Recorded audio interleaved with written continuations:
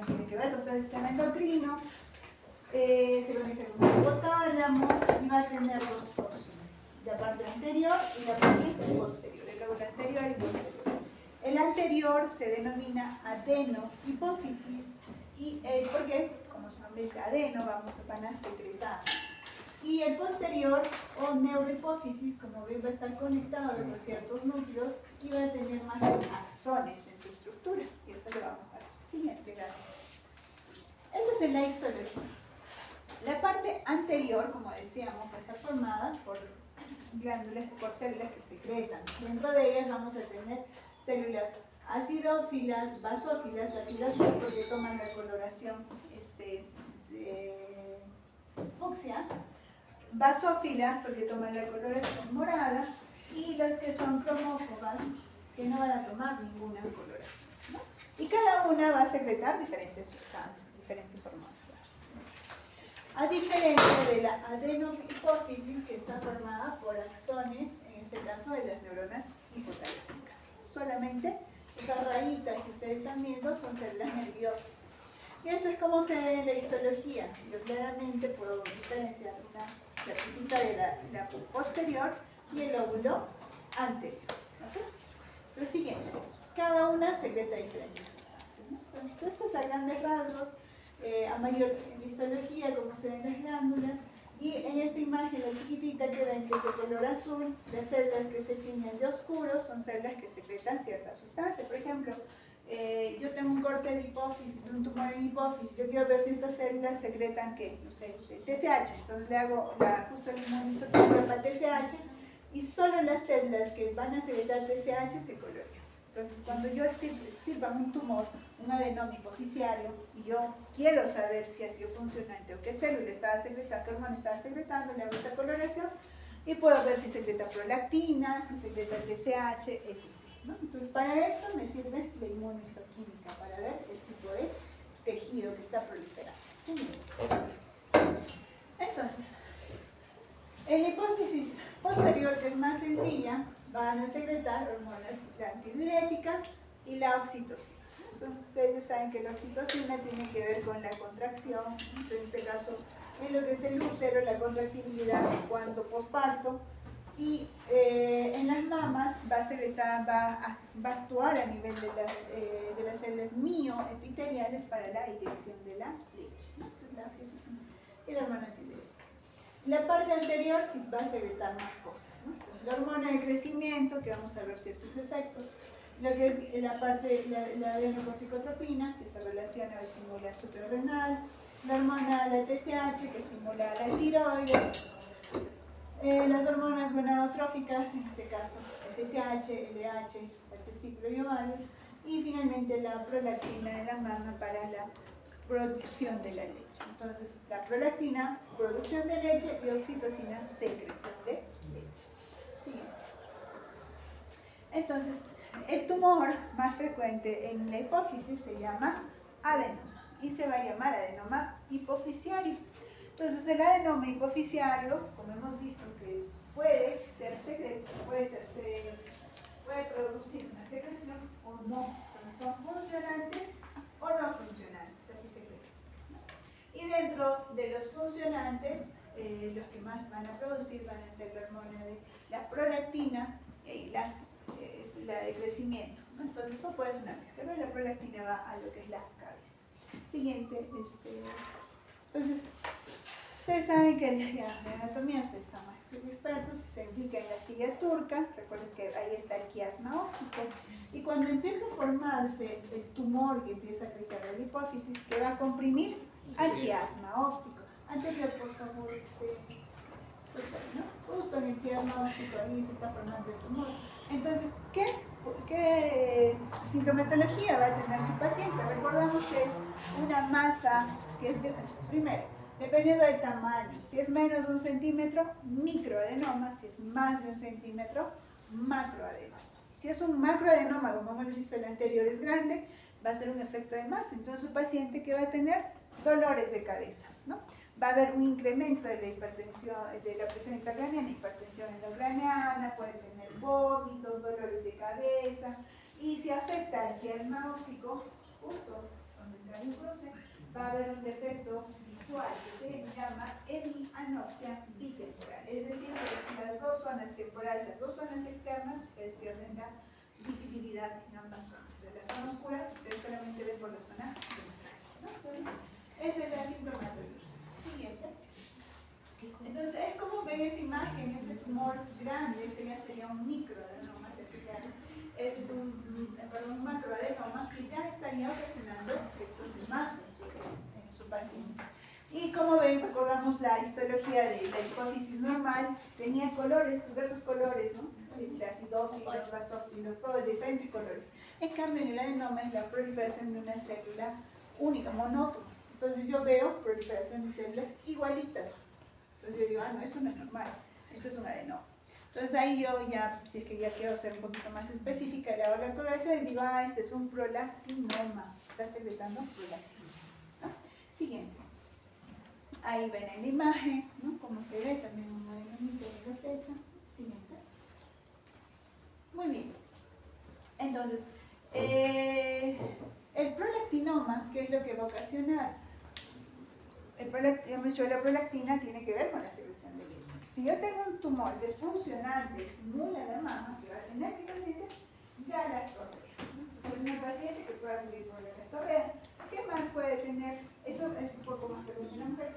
Amenorrea, también la paciente que está totalmente va a amenorrea. Entonces, eso hay que traer. Entonces, la paciente va a consulta, le hacen el dosaje de prolactina y está elevado, muy elevado. Entonces, decían hacerle una tomografía y encuentran inmediatamente la prolactinoma.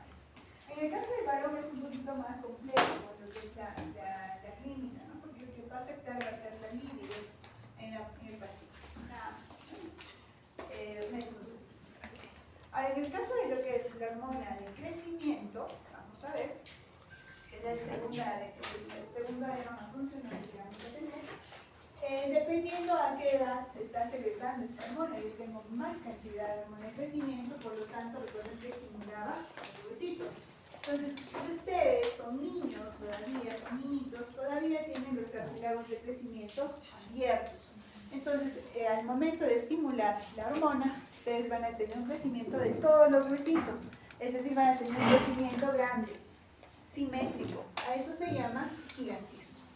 En cambio, cuando son adultos, pues ya no tienen su cierre de cartílago, el cierre de cartílago ya está maduro, no hay cartílago de crecimiento, entonces hay hormona de crecimiento, va a haber una estimulación para que el huesito crezca, pero de una manera asimétrica, a lo cual se llama acromegalia. ¿Okay? El resto de hormonas sí podemos tener adenomas que secreten corticotropina, la tirotropina, etc., que van a tener ciertos síndromes, como ustedes ya lo van a leer, pero no es tan frecuente. Los dos más frecuentes son el prolactinoma y la hormona de crecimiento. Siguiente. Ese, por ejemplo, es una acromegalia. Ese es un paciente típico. Creo que no hay mucho. Antes sí había pacientes que yo veía la acromegalia.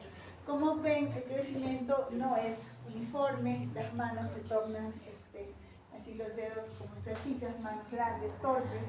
Lo característico es una mandíbula ancha, prominente, eso es lo típico. No va. Puede tener más cosas, ¿no? Se afecta en órganos también, hay cardiomegalia, hay hepatomegalia, pueden hacer hipertensión, que eso es lo típico, ¿no? Entonces, son pacientes más o menos que tienen este fenotipo, ¿no? Muy característico, paciente con acromegalia, entonces posiblemente tenga un adenoma hiperfuncionante, ¿no? En cambio, el gigantismo, falleció, es un paciente muy alto, simétrico, es simétrico en todas las extremidades, ¿no? Pero son personas muy altas para la gente. Entonces, siguiente, acromegalia. Entonces, esa es la parte de un adenoma que es hiperfuncional. Vamos a ver la otra parte, cuando el adenoma no funciona, que va a ser el hipopituitarismo. Entonces, para que un paciente haga un hipopituitarismo, más o menos el 70% del parénquima de hipófisis tiene que dejar de funcionar. Entonces, el paciente va a tener una diabetes insípida, porque en este caso solamente estaría funcionando la parte posterior, ¿no? pueden ocasionar hipopituitarismo, por ejemplo, los tumores que empiecen, el tumor que empiece a lesionar la hipófisis puede ocasionar hipopituitarismo. Pacientes que están sometidos a cirugía o algún tipo de radiación, ablación, pacientes con radioterapia, pueden llegar a necrosar parte de la hipófisis, pueden haber hipopituitarismo. La necrosis isquémica, por ejemplo, pacientes que ahora no hay mucho hemorragias postparto, ¿no? Las hemorragias postparto, las pacientes después del parto o tenían un hipopituitarismo con un trauma masivo, entre otras enfermedades infecciosas que también pueden ocasionar la destrucción de la hipófisis, por lo tanto, hipopituitarismo. Todo deja de funcionar. Entonces, mi paciente que va a tener alteraciones al dormir, va a tener hipotiroidismo, va a tener la prolactina baja, insuficiencia de las glándulas suprarrenales, va a haber una amenorrea, los ovarios inmaduros, etc. Entonces, todo baja en el hipopituitarismo, la necrosis de la pituitaria. O en el caso del embarazo sería posparto, la hemorragia posparto, y la necrosis isquémica se llama síndrome de Sheehan. Siguiente. Existen otros tumores a nivel supracelular que van a originar, ustedes recuerdan que la hipófisis se origina de la bolsa de Rathke embrionariamente. Entonces, esta bolsa de Rathke puede dar origen a cierto tumor que se llama craniofaringioma y también se origina en la hipófisis. Entonces, este craniofaringioma puede ser de dos tipos, los papilares y los adamantinomatosos. Entonces, aquí varía la edad, se puede dar en dos picos, en niños y en personas mayores, ¿no? Siguiente, por favor. El adamantinomatoso se caracteriza porque se va a dar, es un tumor en hipófisis, se va a dar más en niños, asemeja a lo que es queratina, parece un epitelio escamoso, es un tumor. No debería, recuerden que en la hipófisis que tiene que haber células cromófobas, acidófilas, tipo glándulas, y ahí lo que yo veo es un epitelio tipo escamoso, ¿no? Y se caracteriza, y eso lo van a ver en imágenes, con calcificaciones frecuentes. Si encuentran calcificaciones en hipófisis, tumor en hipófisis con calcificación, piensen en un craniofaringioma. En cambio, el papilar se va a dar en el otro pico de edad, es muy raro en niños, se da en personas mayores, 60 años aproximadamente, y se caracteriza porque también forman la queratina, pero ya no forman la calcificación en este caso. Pero es rezagos de la bolsa de Rathke, que es un epitelio, es un tumor que forman ese tipo de epitelio, incluso con queratina. Siguiente. Ahí vemos más imágenes, en un lado vamos a ver parénquima normal, ¿no? En el sistema nervioso, y ahí empezamos a ver un epitelio escamoso que no es característico, y ahí empiezo a buscar ciertas características, clasificaciones, empiezo a ver células fantasmas, que le llamamos, pero clasificaciones y este epitelio característico que me habla de un craniofaringioma. Siguiente. Recordar que es de la bolsa de Rathke, ¿no? Tumor. Siguiente. Es sencillito. Muy bien. Nos vamos a ir a otra de las glándulas que es frecuente. Hipófisis está sencilla. Nos vamos a ir a la tiroides.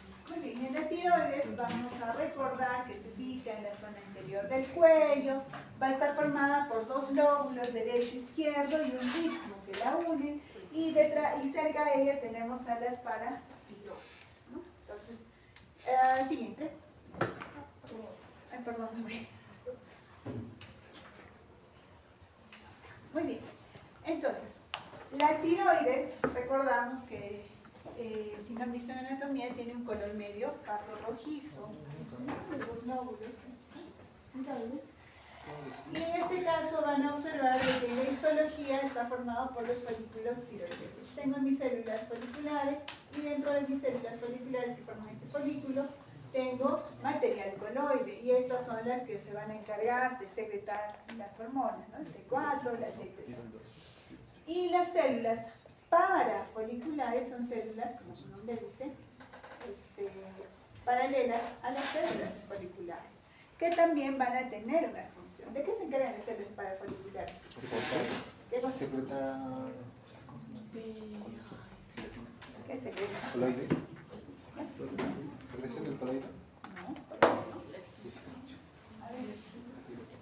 la T4 y T3. No, esas son las fuerzas elásticas. Las parafoliculares que secretan, ¿qué?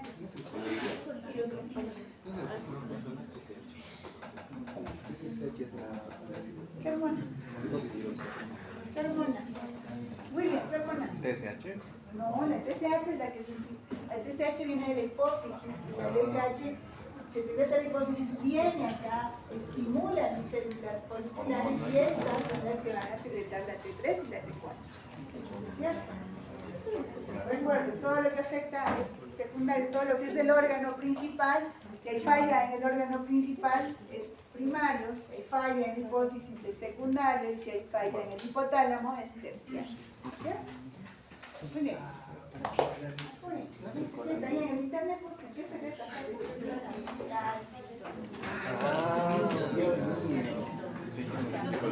Entonces, las células parafoliculares, vamos a ver que cuando haya tumores, que ahora día vamos a hablar, lo único que se va a alterar cuando haya tumores que deriven de estas células van a ser la calcitonina. Entonces, el marcador tumoral de los tumores, de ciertos tumores de la tiroides, va a ser la calcitonina. Pero en la mayoría de cáncer de tiroides no, solamente los tumores que van a derivar de estas células. ¿Ok? Siguiente. Coloides. Esto. ¿Por qué no produce Estas células parafoliculares, las células foliculares, recuerden que viene el yodo, la estimulación TSH, interviene y empiezan a formar este material coloide, sus células foliculares. Siguiente. Muy bien, lo que ya habíamos dicho, viene desde la hipófisis, falla en cualquier órgano, digamos glándula suprarrenal, primaria, insuficiencia primaria. ¿Sí? Falla el que estimula a este es secundario, es decir, la hipófisis, y si falla en el hipotálamo, eso es insuficiencia o terciaria. Entonces, así se va en cualquier órgano. El órgano primario, Diana, es este, el que va a secretar la hormona. Entonces, del hipotálamo viene la TRH que estimula mi adenohipófisis, mi adenohipófisis secreta mi TSH, la TSH va a mi glándula tiroidea y mi glándula tiroidea tiene un receptor para la TSH y una vez que se estimula se empieza a activar una cascada, viene la proteína G, se estimula el AMP cíclico y lo que hace es que mi celulita empiece a secretar T3 y T4. ¿Listo? Y estas T3 y T4 van a actuar en todo mi cuerpo. Entonces, recuerden que las hormonas de la tiroides, es decir, la tiroides va a ser la que, esas hormonas son las que van a hacer como el metabolismo basal de mi cuerpo. ¿Okay? Entonces, si yo en un estado normal, están como ustedes activos, pero si hay una sobreestimulación, están hiperactivos ustedes. ¿Okay? Y si hay una hipoestimulación, baja todo su metabolismo. ¿Okay? Siguiente. Entonces, ¿qué va a ser un hipotiroidismo? Creo que siguiente vez vamos a ver. Vamos a ver primero cómo se manifiesta el hipotiroidismo. Como he dicho, es la hormona basal, de nuestro metabolismo basal. Entonces, si hay un déficit en su secreción, todo enlentece. Entonces, son pacientes que van a tener, van a ser obesas, pueden tener un incremento de masa porque su metabolismo es lento. Es por eso que muchas personas obesas consultan con el endocrino y ahí les detectan hipotiroidismo, porque hay una tendencia, ¿no? Son personas obesas, van a tener el cabello medio reseco, la piel reseca, son lentas incluso al hablar, van a tener exedemas, ¿no? Hay constipación, estreñimiento, incluso va a llevar a ciclos anovulatorios. Por eso que cuando hay una consulta por fertilidad, parte del esquema de fertilidad es el dosaje de hormona tiroidea, ¿no? Una vez que si solo es hipotiroidea y esa es la causa de su infertilidad, se arregla todo, ¿no? Entonces, el hipotiroidismo es eso, el enlentecimiento de todo. Entonces, ¿y cómo será un paciente hipertiroideo? Siguiente. Vamos a ver eso. Siguiente. ¿Cómo será el hipertiroideo? Todo lo contrario. Es un paciente delgadito, empieza a sudar porque el metabolismo está alto, hay palpitaciones, hay hipertensión, va a haber incluso un tremor, es un movimiento fino distal, porque entonces la masa muscular baja, ¿no? Entonces todo lo opuesto. hiper al hipotiroidismo, ¿no? Muy bien, regresamos a las causas del hipotiroidismo anterior. Ahí. Entonces, el hipotiroidismo puede ser primario o secundario, ¿no? El primario puede ser, en este caso, por ejemplo, algo congénito, por un déficit, no hay yodo, recuerden que la tiroides necesita yodo para que funcione, y en ciertas zonas hay, incluso por eso la sal es yodada, ¿no? Había zonas en las cuales no consumían yodo, entonces hay un déficit endémico. Hay personas que nacen sin tiroides, eso se llama agenesia, o la tiroides es muy pequeña, se llama hipoplasia, ¿no? Puede ser adquirida, por ejemplo, los pacientes que tienen cáncer de tiroides, se les retira la tiroides, es una ablación, entonces, pero eso es algo primario, ¿no? O puede ser autoinmune, que vamos a ver una patología autoinmune, que es la tiroides de Hashimoto, que destruye a la glándula tiroidea y no hay glándula que funcione. Entonces hay un hipotiroidismo de tipo primario. O sea, el problema está en la tiroides. Y la causa secundaria se va a dar por ejemplo, un defecto en la secreción de TSH. No secreta mi paciente TSH, entonces no hay una hormona que lo estimule. O, por ejemplo, pacientes con tumores hipoficiarios, o sea, también puede haber una causa secundaria. Entonces, el hipotiroidismo va a ser cuando disminuye la producción de las hormonas tiroideas. Siguiente. Y las manifestaciones ya hemos visto. Siguiente. Existen dos temas, vamos a ir solamente con este. El cretinismo se va a dar en el hipotiroidismo lactantes, ¿no? Usualmente son niños, y es por eso que se les hace el dosaje también de la hormona tiroidea cuando nacen, porque puede ocasionar un retardo en los niños, no hay un desarrollo adecuado, ¿no? Entonces, hay una alteración en el sistema muscular, son de chiquititos, débiles, hay severo retardo, son de estatura baja. Entonces, en este caso, recuerden también, en las embarazadas puede haber una causa de hipotiroidismo, entonces si están embarazadas hay que darles las hormonas. Recuerden que las hormonas tiroideas es una de las hormonas que traspasa la barrera placentaria. Entonces, si digamos el niñito no tiene su tiroides, está estimulado todavía por la mamá, por la hormona tiroidea, pero una vez que nazca ya no tiene las hormonas de la mamá, entonces ahí recién se ve todo el hipotiroidismo en un neonato, ¿no? Entonces, recuerden que la hormona tiroidea traspasa la placenta, esa barrera placentaria. Lo siguiente. Y el hipertiroidismo ya hemos visto que va a ser ya también el incremento, la producción de la hiperfunción de la tiroides con elevación del T4 y del T3, ¿no? Entonces, las causas se puede dar por lo que es la enfermedad de Graves, que vamos a ver, que es la causa más frecuente, y también por lo que son los nódulos hiperfuncionantes, o lo que es los adenomas hiperfuncionantes, que es otra de las causas que vamos a ver en la tiroides. ¿Okay? Siguiente. La enfermedad de Graves, ya sabemos la clínica de todo hipertiroideo, es lo mismo. Paciente delgadito, sudoroso, taquicárdico, hipertenso, etc. Entonces, la causa más frecuente del hipertiroidismo es el Graves. Y el Graves es una enfermedad autoinmune, es decir, empieza a afectar, los linfocitos empiezan a estimular la producción de la hormona de tiroides. Y se caracteriza dentro de algunos desde que la tiroides se torna pronunciada y grande, porque está hiperfuncionando, y la característica también es la protrusión de los ojos, ¿no? Entonces, en este caso, los linfocitos infiltran la grasa que está retroorbitaria y hacen como una protrusión, empujan el glóbulo un poquito hacia adelante, y aparte que hay una retracción del párpado superior. Es por eso que pareciera que tiene los ojos un poco sobresalientes. Eso es lo característico de Graves. Siguiente. Dentro de lo que son las patologías de tiroides, encontramos las enfermedades autoinmunitarias, entre ellas el Graves. Y en el otro lado tenemos la tiroiditis de Hashimoto.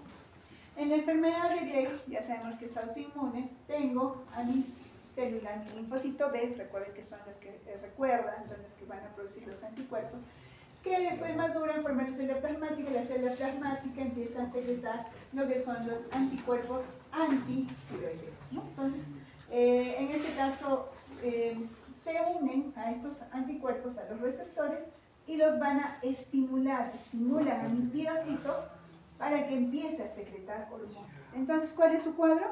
Hipertiroidismo. Estoy estimulando a que empiece a funcionar. Lo contrario al Graves, tengo ahí igual mi célula B, mi célula plasmática, pero los anticuerpos que produce ya también bloquean. Entonces, ¿qué tendré? ¿Seré hiper o hipotiroidismo? Hipotiroidismo. Es sencillo. Entonces, la enfermedad de Graves, hipertiroidismo, y la enfermedad de tiroides de Hashimoto, hipotiroidismo, ¿no? Entonces, en este caso, los receptores TSH son los que se estimulan acá, y acá son los otros receptores antitirocitos que van a bloquear, ya no dejan que se una la hormona que se estimula. ¿Okay? Siguiente.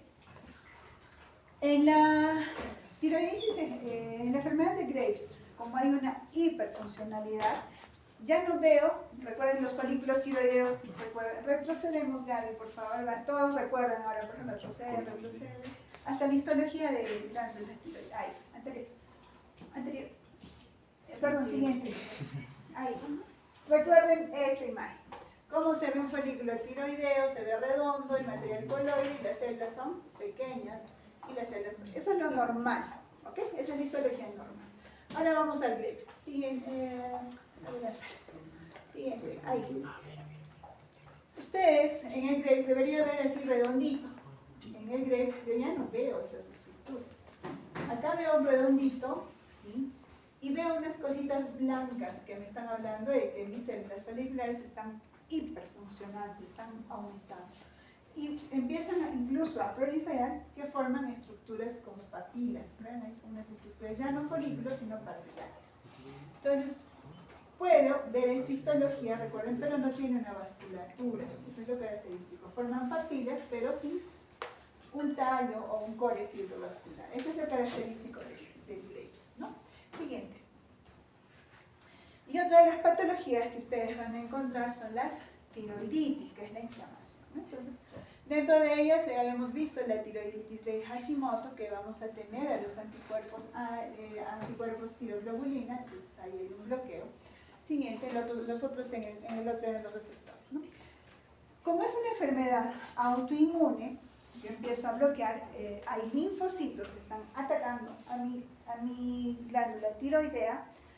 Vean que el color, incluso la forma de mi tiroides varía, se forma media nodular,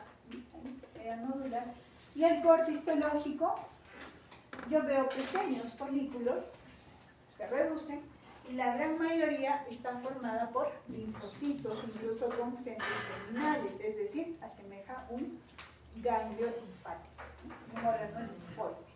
Entonces, ¿habrá células foliculares que funcionen?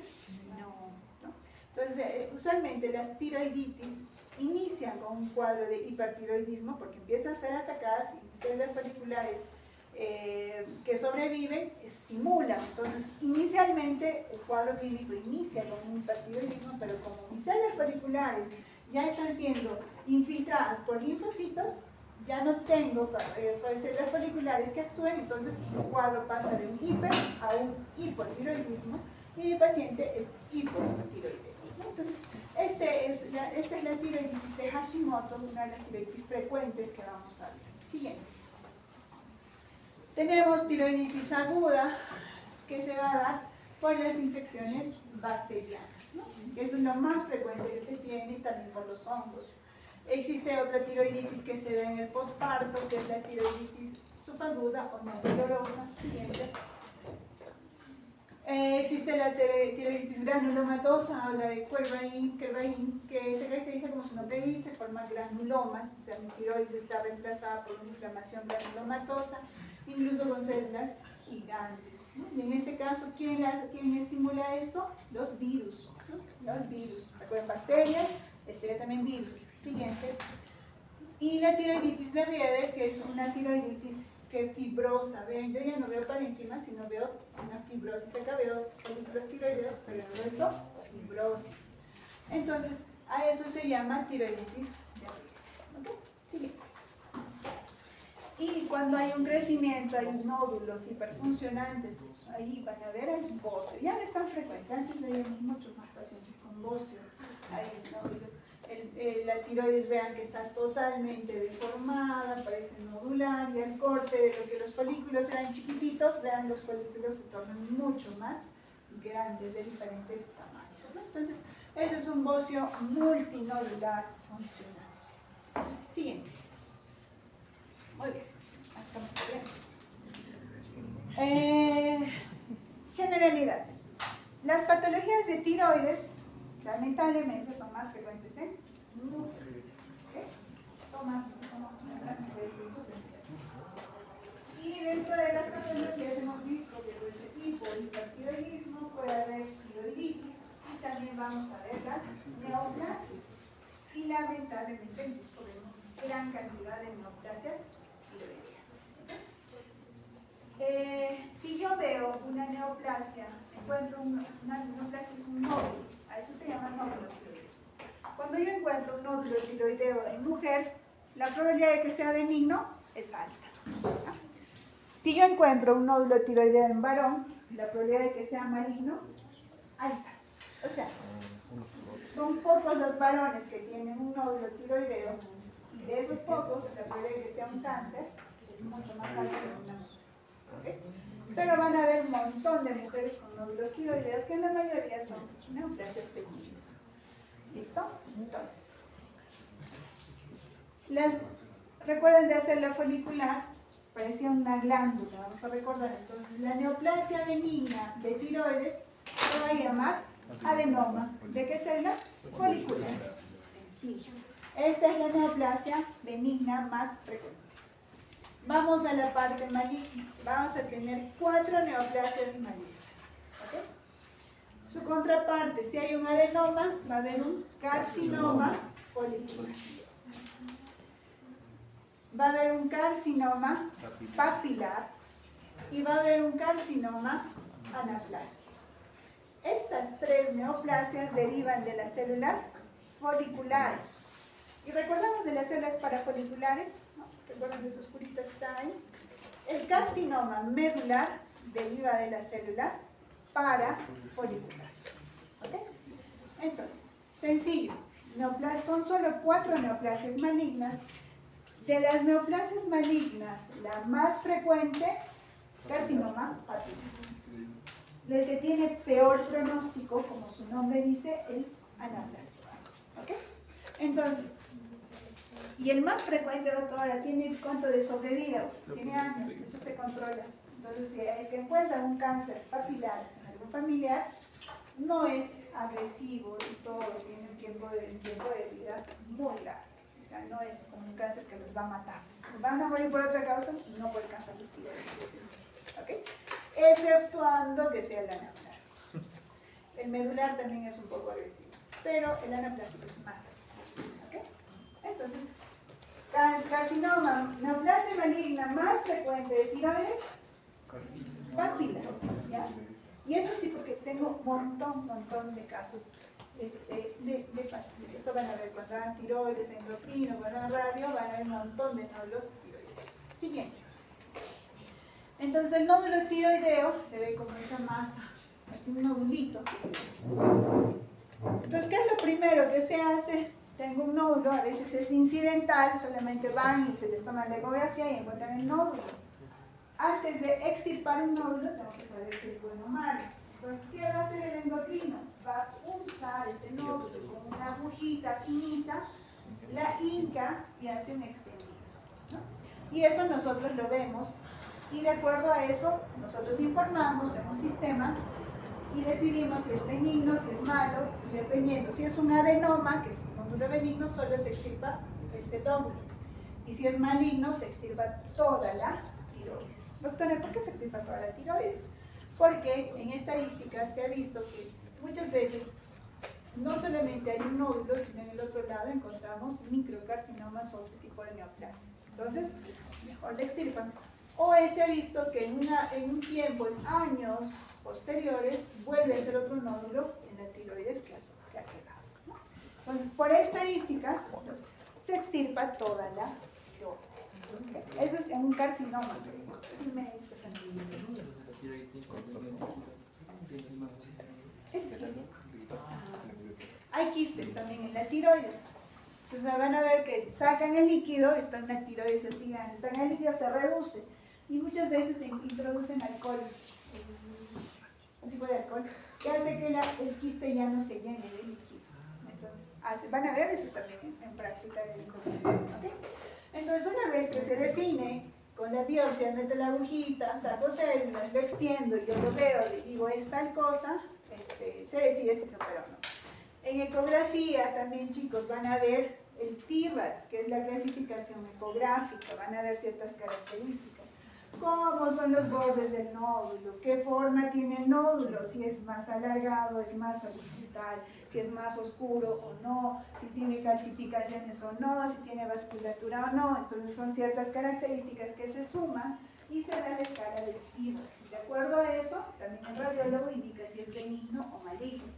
Más la respuesta del patólogo, ahí el cirujano ahí decide qué tipo de operación se va a hacer. ¿Ok? Siguiente. Entonces, el adenoma, que es la lesión benigna, vean que en histología son células foliculares que empiezan a proliferar, pero como un nodulito, bien bonito, bien definido. Tiroides normal, medio oscura y el nódulo ahí encapsulado. Entonces el adenoma es un nódulo definido de bordes encapsulados. ¿Y cómo se ve el carcinoma folicular? Igualito, se ve igualito. Entonces, ¿cómo sé si es un adenoma o un carcinoma? Porque el carcinoma recibe quimioterapia. Ahí se tiene que estudiar la pieza quirúrgica y estudiar todo el borde de esta cápsula. Si el tumor se mete, infiltra la cápsula, carcinoma. Si el tumor se mete a vasos sanguíneos, carcinoma.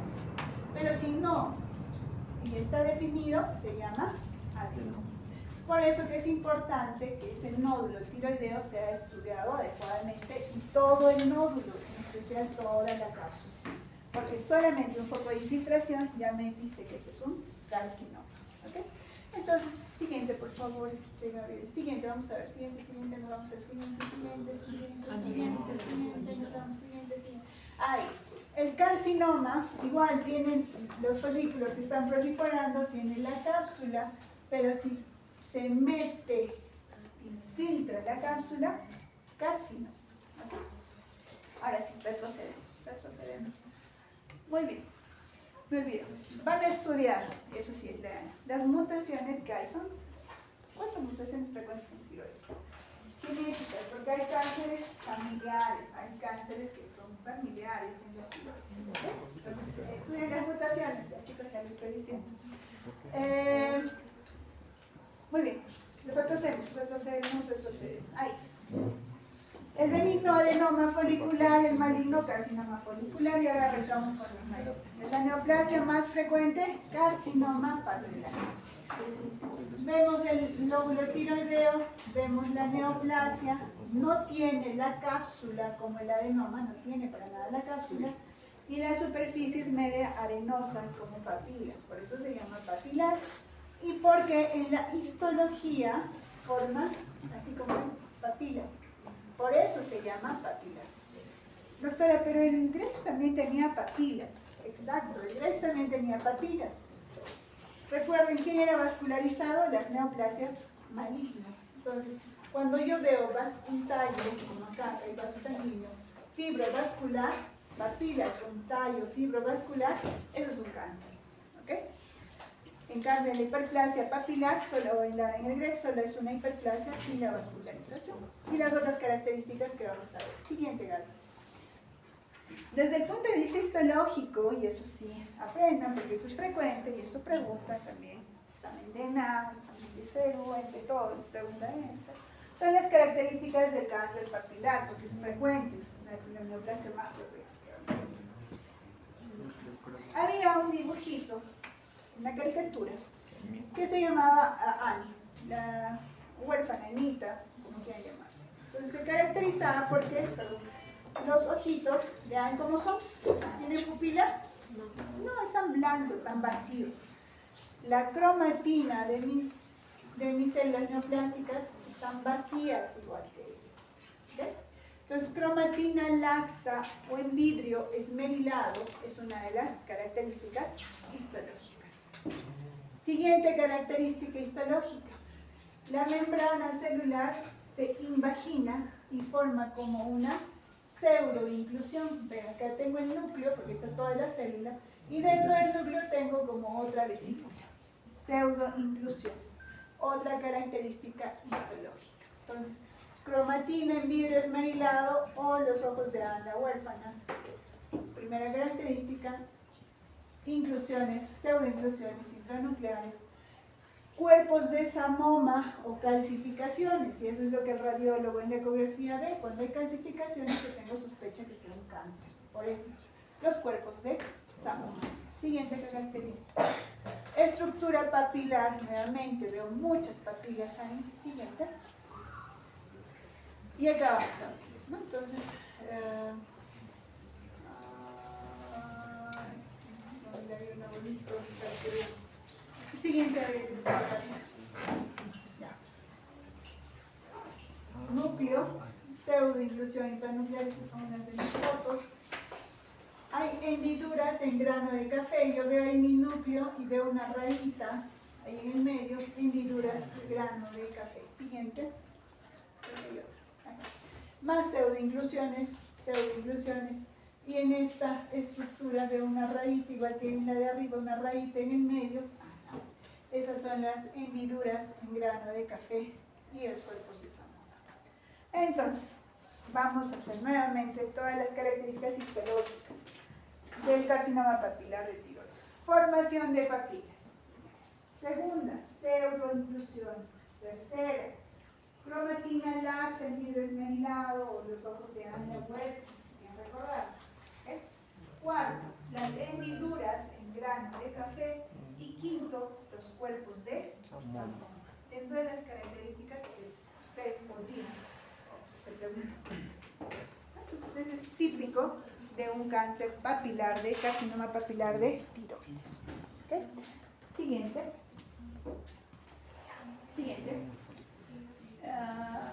El anaplásico, como su nombre dice, anaplásico ya pierde todo, ya no forma estructuras foliculares, las células están totalmente pleomórficas y son neoplasias muy agresivas. Vean que acá han sacado incluso con tráquea, que invaden estructuras adyacentes, ¿no? Entonces, es muy agresivo el pronóstico, es malo en ese caso. Siguiente. Y el carcinoma medular es la neoplasia que deriva de las células parafoliculares. ¿Qué cosas secretan las células parafoliculares, chicos? Entonces, yo tengo un paciente con un nódulo de tiroides, tiene ciertas características, yo le doy calcitonina y la calcitonina está en más de 1000. Entonces, ya yo digo, ya si no se le biopsia, carcinoma medular de tiroides. Le extirpan la tiroides, y como yo sé que ya no tiene la neoplasia, yo empiezo a hacerle dosaje de calcitonina. Es la única neoplasia de tiroides que tiene un marcador tumoral. Porque el resto de las neoplasias, que le 12 TSH, que le 12 lo otro, no me indica más nada. Si es que no encuentro celdas. Van a ver que les van a pedir en el carcinoma papilar el dosaje de anticuerpos antitiroideos, etc., para ver si hay resto de tejido tiroideo todavía. Pero el específico de todos los tumores es en el medular la calcitonina. Se caracteriza porque es un tumor medio como un rosado, asalmonado, se le dice, y en la histología, vean que yo veo células chiquititas, neuroendocrinas, que decimos nosotros, chiquititas, que tienen otra forma, y un material medio rosado, amorfo, que es ese material típico amorfo que va a tener en la histología este tumor de tiroides, Entonces, doctora, ¿y hacen metástasis estos tumores? Sí. Y va a variar la metástasis. Al carcinoma papilar de tiroides le gusta la invasión linfática. Entonces, ustedes siendo médicos, ¿qué cosa observarán en un paciente que tiene cáncer de tiroides? ¿Qué buscarán? Ganglios. ¿Dónde? Cadena lateral. Entonces hay muchos casos de pacientes que van a ver que les sacan tiroides y cuando hay metástasis les extirpan las cadenas ganglionares laterales. ¿Okay? Entonces, carcinoma papilar, yo me enfoco en ganglios. Siempre le controlo ganglios, porque a veces hacen metástasis y tengo que sacar toda la cadena ganglionar. En cambio, el folicular, ¿qué le busca? Invasión vascular, le gustan los vasos. Entonces, este es el que va a hacer metástasis a distancia, a otros órganos. En cambio, el papilar solamente es localizado. Entonces, de todas las neoplasias, el carcinoma papilar es el más frecuente, felizmente sí. ¿Es el más agresivo? No, tiene un comportamiento. ¿Le gusta invadir localmente? Lamentablemente sí, y se va hacia las cadenas ganglionares. ¿Okay? Sencillito. Y de todos ellos, ¿quién tiene un marcador tumoral específico? El medular. ¿Okay? Van a leer un poco más, obviamente, eso ya no vamos a tocar, les he quitado. Retroceder, suprarrenal ya les he quitado para este aporte. Entonces, hasta se me ha ido, Gabriel, espérate, ¿qué les iba a decir?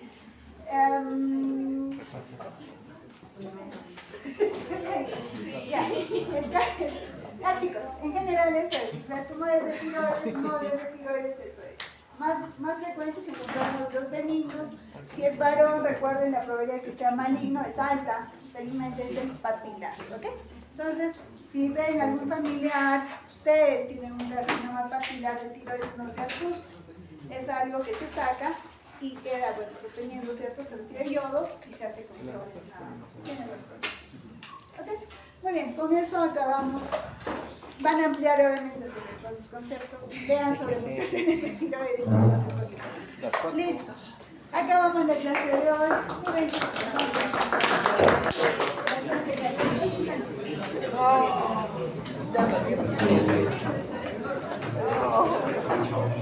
bien. Ahora la marquita no se va.